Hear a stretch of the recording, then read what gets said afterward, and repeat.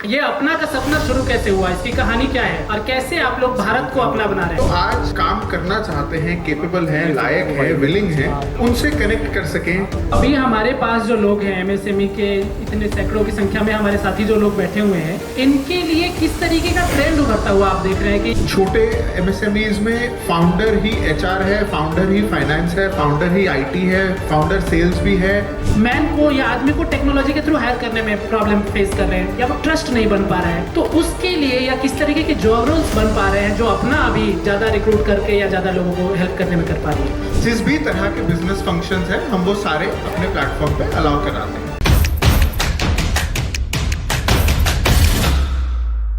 Subay to please join us and moderate this fireside chat. Let's clap together everyone, ladies and gentlemen. नमस्कार, मेरा नाम विपिन है और आप तो मुझे सुन चुके हैं। हमारे साथ है डॉक्टर प्रीतदेव सिंह अपना से।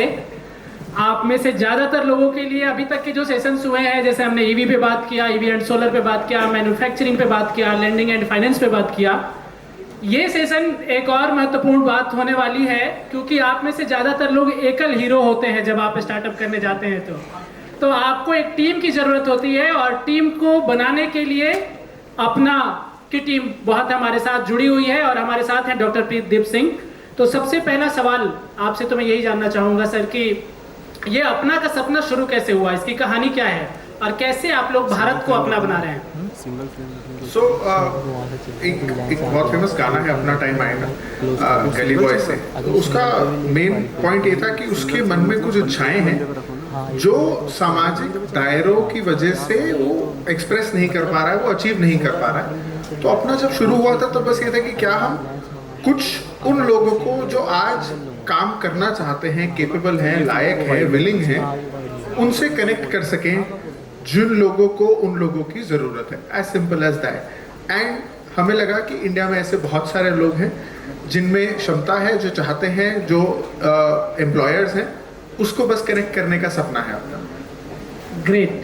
तो अभी हमारे पास जो लोग हैं एमएसएमई के इतने सैकड़ों की संख्या में हमारे साथी जो लोग बैठे हुए हैं, इनके लिए किस तरीके का ट्रेंड उभरता हुआ आप देख रहे हैं कि अगर आप इतने सारे लोगों को हायरिंग कर रहे हैं, उसमें क्या कोई पैटर्न, कोई ट्रेंड उभर के आ रहा है जो जिससे इनको समझना चाहिए कि वो किस तरीके से अपने लिए रिक्रूटमेंट कर सकते हैं? सो हमें दो तीन चीज़ें देखने को मिलती हैं एमएसएमई साइड पे। एक तो हमें ये दिखता है बहुत बार कि छोटे एमएसएमईज में फाउंडर ही एचआर है, फाउंडर ही फाइनेंस है, फाउंडर ही आईटी है, फाउंडर सेल्स भी है।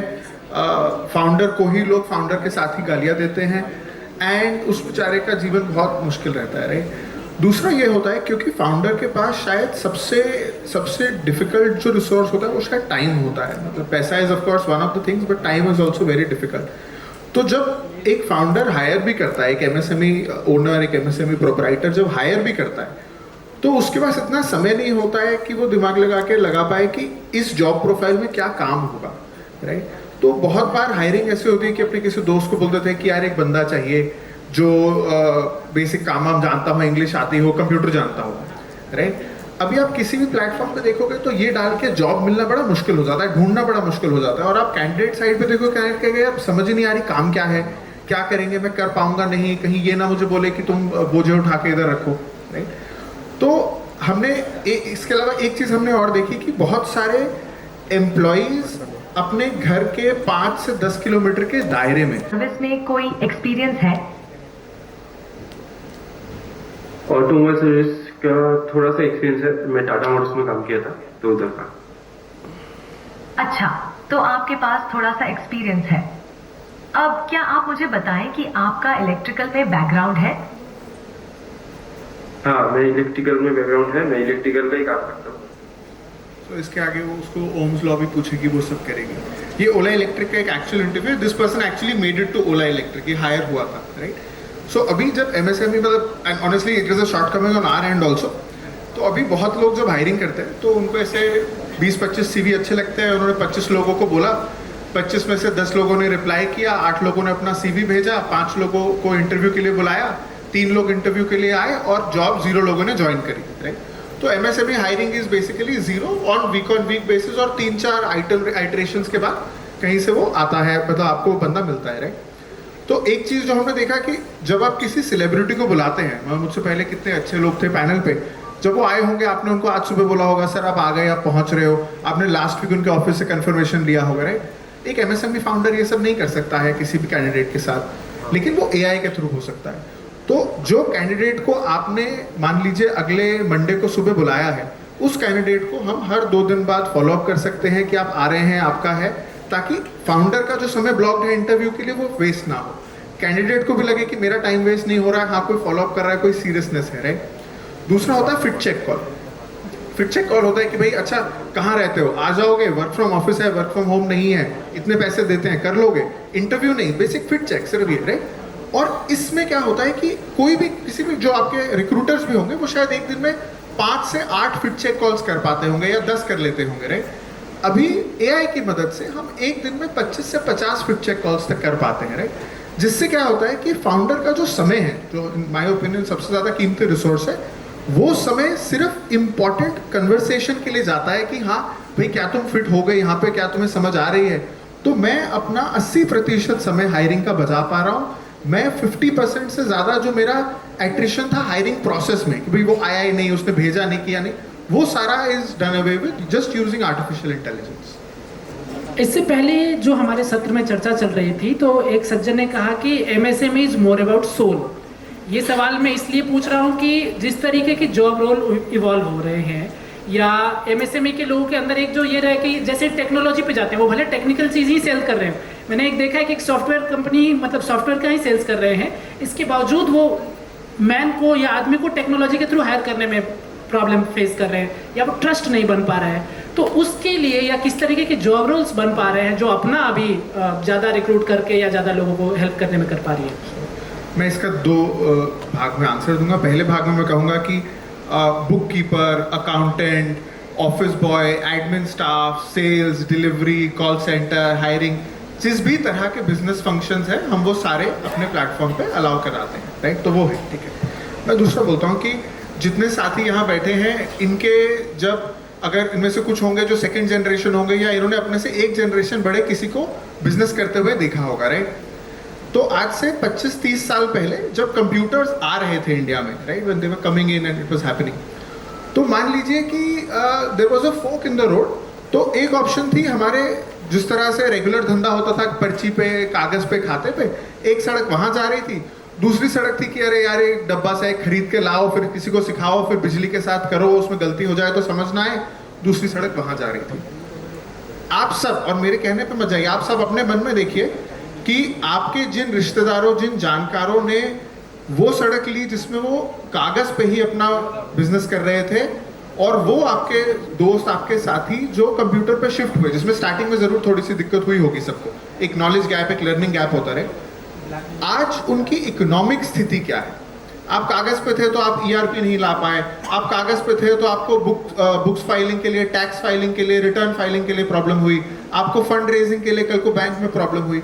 और जो लोग ऑलरेडी उस टाइम टेक अडॉप्शन कर रहे थे उन लोगों का आज जीवन, मतलब happiness is still within us, लेकिन इकोनॉमिक प्रॉस्पेरिटी वाइज वो लोग बहुत ऊपर होंगे वर्सेस जो लोग नहीं थे। आज again there is a fork in the road, there is adoption of AI and other technologies, and there is कि नहीं भाई हम तो ऐसे ही काम करेंगे, राइट। आप मुझे एक बात बताइए, आप कोई भी दुनिया की सबसे बड़ी कंपनी अपने मन में सोच लीजिए, मैं किसी का नाम नहीं ले रहा हूँ, कोई भी ले लीजिए, क्या आपको लगता है उस कंपनी में सोल नहीं होता है? सोल हर कंपनी में होता है। जहां पे भी you care for the company और द प्रोडक्ट तो सोल रहेगा। एमएसएमई में वो ह्यूमन टू ह्यूमन कनेक्शन में होता है, बड़ी कंपनी में वो ईसॉप से होता है। आज अगर मैं माइक्रोसॉफ्ट, गूगल कहीं पे काम करता हूं तो मुझे एक ईसॉप मिल रहा है तो मेरा अपने आप सोल उसके साथ जुड़ जाता है। बिल्कुल सही बात। तो we are not letting go of the human connection, we are freeing up time ताकि ह्यूमन कनेक्शन के लिए हमें समय मिल पाए। ग्रेट। अभी मतलब आपके जवाब से मुझे लगता है कि बहुत सारे लोगों के मन का संशय दूर हुआ होगा, लेकिन एक जो सवाल मेरे मन में आता है कि ठीक है आप रिक्रूटमेंट करते हैं, अभी मुझे आपके बारे में पता चल गया, मैं एज अ बिजनेसमैन अगर मुझे हेल्प चाहिए कि मुझे अपने के लिए कुछ सेल्स पर्सन हायर करना है या कुछ मैनेजर हायर करना है, या मुझे अभी समझ में ही नहीं आ रहा कि क्या हायर करना है, तो आप मेरी कैसे या अपना एज ए प्लेटफॉर्म हमारी कैसे मदद कर पाएगा? आप अपना प्लेटफॉर्म पे जिस भाषा में, जिस तरह से आप कंफर्टेबल हैं, जैसे आप एक दोस्त को व्हाट्सएप मैसेज लिखते हैं, वॉइस नोट भेजते हैं, 2 लाइन का किसी से ज्ञान लेते हैं, आप वो 2 लाइन अपना पे जाके लिख दें। हम आपको खुद ही 3 ऑप्शंस बता देंगे कि क्या आप ये कहना चाह रहे हैं, ये कहना चाह रहे हैं, ये कहना चाह रहे हैं। वो आपको गाइडेंस मिल जाएगा। यदि उसके बाद भी आपके मन में कोई संदेह रह जाता है तो हम आपको पर्सनलाइज कॉल करके आपके बात समझ के आपको बता देंगे कि क्या सही है क्या नहीं है। और अपना makes money only when the hiring happens. तो हम आपको एक बार भेज दें कि आप 10,000 लोग हायर कर लो, आपको कोई भी हायर हो ना हो, हम अपने घर चले जाएं, ऐसा नहीं है। हमारा पूरा business model is on delivery of satisfaction. तो मतलब आप, अगर मैंने किसी एम्प्लॉय को हायर करना चाहा, वो हमारे पास आके ज्वाइन कर लेंगे, काम करने लग जाएंगे, देन कोई आपको सब्सक्रिप्शन या कोई फी देना होगा? बिल्कुल सही। ठीक है। एक इसका सेकंड नज़रिया ये है कि जैसे अभी तक हमने रिक्रूटमेंट के पर्सपेक्टिव से बात किया, अगर मुझे जॉब करना है और मुझे अपना के प्लेटफॉर्म को एक्सेस करना है, कि क्योंकि अभी आप देख रहे हैं और मतलब मुझे अपना के बारे में 2-3 साल पहले पता चला था, जब मैं कुछ MSME की टीम के साथ काम कर रहा था। वो लोग अपना को एक्सप्लोर कर रहे थे तब। आई होप कि वो अब ज़्यादा अच्छा ग्रो कर गया होगा। लेकिन एज ए एम्प्लॉय अगर मैं अपने लिए जॉब अपॉर्चुनिटी देखता हूँ तो अब मुझे अपना कैसे हेल्प कर सकता है, या मेरी तैयारी में, क्योंकि बार बार एक जो चैलेंज आता है कि गैप है, लर्निंग गैप, स्किल गैप, या मार्केट को लेकर के जो प्रिपरेशन गैप, तो बीइंग जॉब सीकर ये मेरे लिए कैसे एक प्लेटफॉर्म बन सकता है? तो 3 चीजें। पहला, किसी भी कैंडिडेट, किसी भी एम्प्लॉय, किसी भी जॉब सीकर के लिए अपना फ्री है और अपना हमेशा फ्री रहेगा। किसी भी कैंडिडेट को, अगर आप इनफैक्ट कोई MSME हमारे पास एक जॉब पोस्ट करता है, वो जॉब मिनिस्ट्री ऑफ लेबर के नेशनल करियर पोर्टल पे भी दिखेगा। जिसका मतलब है कि किसी भी MSME के लिए जो उनका अवसर है वो पूरे देश को across the country, across all pin codes प्रदान किया जाएगा। अगर आप एज अ यूजर भी आते हैं तो आपके पास 900 से अधिक सिटीज में अपॉर्चुनिटीज आपको दिखेंगी हमारे प्लेटफॉर्म पे, मैन्युफैक्चरिंग की हो, सर्विस की हो, जिसकी भी हो रही। दूसरा जो हम देखते हैं कि बहुत बार कैंडिडेट जब अपना प्रोफाइल बनाता है तो वो कुछ चीज़ें बहुत ही लाइट ले लेता है कि हाँ मैं 2 साल काम करता था, उसमें आपने क्या किया, कैसे किया। हम AI से उसका एक रेज्यूमे बिल्डिंग भी करा देते हैं, जिससे आसान क्या होता है कि एक रिक्रूटर उसको देख ले, राइट। और तीसरी चीज़ ये कि जब आपका वो मैच हो जाता है तो हम और भी आपको मैचेस बता सकते हैं कि आपकी प्रोफाइल से ये चीज़ें भी रेलेवेंट है। सो फॉर एग्जाम्पल, अगर किसी ने ब्यूटी इंडस्ट्री में काम किया हो, ब्यूटी पार्लर में काम किया हो, मेकअप आर्टिस्ट कोई हो, बहुत बार लोगों को समझ नहीं आता कि वो पूरी हॉस्पिटैलिटी इंडस्ट्री में जा सकते हैं। ये अपना के AI का एक फीचर है जिसमें हम आपकी प्रोफाइल को देख के आपके लिए बेटर जॉब अपॉर्चुनिटीज दे सकते हैं। मैं सिर्फ एक स्केल का उदाहरण देना चाहूँगा। पिछले वर्ष अपना ने लगभग 7 करोड़ जॉब एप्लीकेशंस प्रोसेस किए थे। लगभग 80% MSMEs के थे, उसमें से आधे Tier 2, Tier 3 सिटीज़ के थे। अगर 1 सेकंड में एक जॉब एप्लीकेशन को देखता, 24 घंटे काम करता, 7 दिन हफ्ते के काम करता, वो 7 करोड़ एप्लीकेशन सिर्फ 1 सेकंड के लिए मात्र देखने के लिए मुझे 2 वर्ष से अधिक समय लगता, राइट। हम वो चीज़ें लगभग 1 से 2 मिनट के अंदर कर लेते हैं, जो चीज़ें इंसान को बहुत वक्त लगता है। 7 करोड़ लोगों के 7 करोड़ लोगों की एप्लीकेशंस हम इतनी जल्दी प्रोसेस कर पाते हैं। तो जो हमारा स्केल है उससे MSMEs की हायरिंग जल्दी होगी, बेहतर होगी। बड़ा ही मतलब काफ़ी इंसाइटफुल, और मुझे लगता है कि दोनों ही पर्सपेक्टिव से, खास करके जब MSME ग्राउंड पे काम करने जाती हैं तो उनको लोगों को हायर करने से लेकर के, और जो एक जॉब सीकर है जो अपने लिए अपॉर्चुनिटीज़ देखता है, उसके लिए अपना का प्लेटफॉर्म और जिस तरीके के सॉल्यूशंस आप लोग प्रोवाइड कर रहे हैं, मुझे उम्मीद है कि भारत को MSME में काम करने वाले लोगों को भी ये अपना प्लेटफॉर्म अपना लगने लग जाएगा। एक चलते चलते एक सवाल कि अगर गवर्नमेंट से किसी तरीके का इनिशिएटिव या किसी तरीके सपोर्ट आप लोग सीख कर रहे हैं या MSME कोई सीख कर रहा है, क्योंकि इनिशियली अभी जिस दौर में हम चल रहे हैं, बार बार सवाल आता है कि रिस्क नहीं लेंगे और रिस्क लेने में गवर्नमेंट मदद करती है, तो क्या कुछ ऐसे स्कोप्स हैं? जैसे मैंने बताया कि हर MSME का अवसर देश के हर व्यक्ति को प्रदान किया जाता है, अपना के थ्रू भी, NCS के थ्रू भी। देश के 22,000 कॉलेजेस में वो सेम जॉब एप्लीकेशन जाएगी। आप कहीं पे भी हो, लगभग 13 लाख स्टूडेंट जो पास आउट हो रहे हैं हर साल, उन सबको को जॉब एप्लीकेशन जाएगी। जैसे अब नए लेबर कोड्स जो आ रहे हैं, आप अपना पे उनके बारे में भी जानकारी प्राप्त कर सकते हैं। जो भी नई ELI स्कीम्स वगैरह आएंगी उसके बारे में भी होगा। हमारे लिए एक बड़ा क्लियर मोटो है अपना में, वो ये है कि if MSMEs grow, Bharat grows, if Bharat grows, अपना grows, as simple as that। बहुत बहुत धन्यवाद डॉक्टर प्रीत, और मुझे उम्मीद है कि आप लोगों को भी कुछ सॉल्यूशंस मिले होंगे रिक्रूटमेंट्स के, और उससे भी ज्यादा जरूरी कि वो नज मिला होगा आपको, जिससे आप प्रोत्साहित हो सके अपने लिए टीम बनाने को लेकर के, क्योंकि पैसे मिलेंगे, जानकारियां मिलेंगी, ग्राउंड पे जाने के लिए टीम चाहिए होगा, वहां अपना आपकी मदद कर सकती है। बहुत धन्यवाद। Thank you. एक सवाल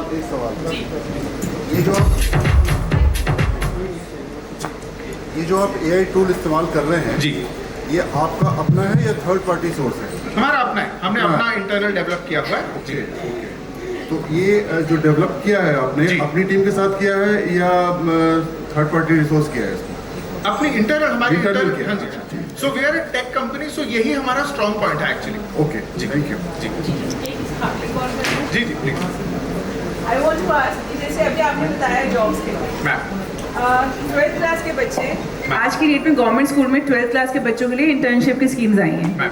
बट उनके साथ प्रॉब्लम ये आ रहा है, गवर्नमेंट स्कूल्स को एक तो 12th क्लास के बच्चे हैं, उनको आसानी से कोई रखना नहीं चाहता, क्योंकि आगे अगर 2 महीने का इंटर्नशिप दिया तो वो चले जाएंगे। तो स्कूल्स को बहुत ज़्यादा मुश्किल आ रही है ऐसी कंपनीज ढूंढने में जो उनको मौका दे कि आप 2 महीने के लिए बच्चों को भेजिए, उन्हें एक ऑफिस एनवायरनमेंट दें और वो कुछ सीख के जाएं। तो क्या अपना इसमें हेल्प कर सकती है? अभी हाल ही में कुछ स्कूल्स में से कनेक्ट में आए हैं, they want to give such internship to such girls, but nobody is coming up to give them the 2 months और जबकि वो बिल्कुल फ्री ऑफ कॉस्ट दे रहे हैं सर्विस। अगर आप थोड़ा सा और डिटेल शेयर करते हैं, may be after this we'd love to support in whatever way we Please, can. because they are really facing a lot of problem in that. Thank you so much. Thank you. That is the PMIS scheme. We'll take it separately. I'm aware of the entire scheme. Okay. Yeah. Thank you. Great, thank you so much. और Thank you so much. Let's clap together, everyone. Thank you for such an engaging fireside chat. And I think thank you for Apna.co for making hiring and recruiting easy. And I would request Mr. Amit to please come up on the stage and let's felicitate. Everyone, ladies and gentlemen, let's give a huge round of applause.